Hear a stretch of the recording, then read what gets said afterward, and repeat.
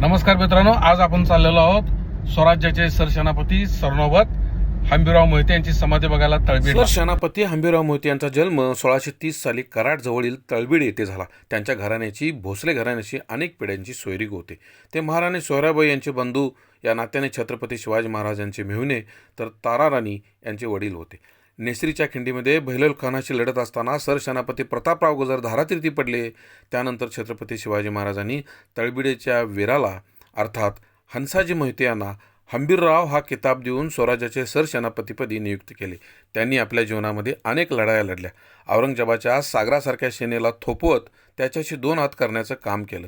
छत्रपती शिवाजी महाराजांच्या मृत्यूनंतर स्वराज्याचा दुसरा छत्रपती ठरवण्यासाठी झालेल्या वादामध्ये त्यांनी राजाराम स्वतःचा भाचा असून देखील छत्रपती संभाजी महाराजांचा पक्ष घेतला आणि स्वराज्याला एक कर्तबगार छत्रपती मिळवून दिला.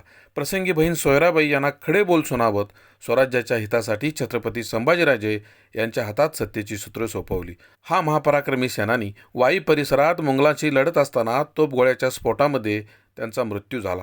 त्यांच्या पराक्रमाची गाथा गावी तेवढी थोडीच आहे.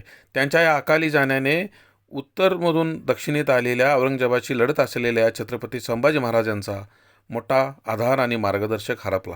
हंबीरराव मोहिते हे पराक्रमी तर होतेच, पण स्वामीनिष्ठेसाठी एक मिसाल बनून राहिले. अशा या वीराला मानाचा मुजरा. सह्याद्रीतील अशा अनेक वीरांच्या या बलिदानानं स्वराज्य वाढलं, टिकलं आणि त्याचं पुढं साम्राज्यात रूपांतर झालं. हा व्हिडिओ पाहिल्याबद्दल धन्यवाद. हा व्हिडिओ आवडल्यास फॉलो मात्र नक्की करा.